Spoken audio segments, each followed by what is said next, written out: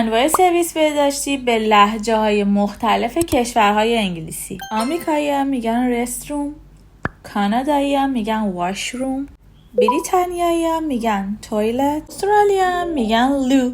مثلا اگر که توی انگلیس بگی که I want to go to bathroom، فکر میکنین که داری دنبال همون میگردی. حالا بریم 4 تا مکالمه توی سرویس بهداشتی هم بهت یاد بدم.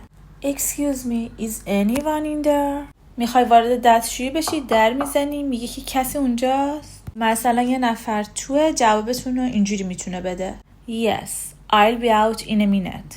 بله، تا 1 دقیقه دیگه میام بیرون. Alright, I'll wait. Thank you. خیلی خوب، منتظر میمونم. ممنون. مدل دوم، وقتی که توی دستشویی وارد شدی میخوای سوال بپرسی ببینی کسی تو هست یا نه، در میزنی Is the restroom in use؟ یعنی سرویس بهداشتی پره؟ خب اگر کسی تو باشه میتونه بگه که Just a second, I almost done.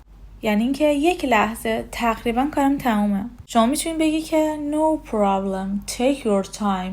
مشکلی نیست، عجله نکن. Take your time یعنی عجله نکن. No problem هم یعنی مشکلی نیست. سومین مدل که میتونی سوال بپرسی Hello, is the restroom available؟ سلام، سرویس بهداشتی خالیه؟ جوابی که میشنوی Sorry, it's occupied. یعنی که متاسفم، پره. خب میتونی بگی که Okay, I'll check back later.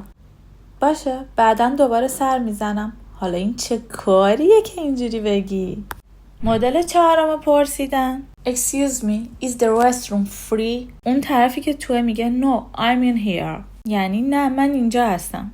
Alright, I'll wait outside. خب بیرون منتظر میمونم. اگه این ویدیو برات مفید بود حتما لایک کن و کانال رو سابسکرایب کن تا با هم قدم به قدم زبان رو قوی تر کنیم. هر لایک و سابسکرایب شما یعنی 1 قدم به موفقیت نزدیکتر. پس یادت نره، میبینمتون.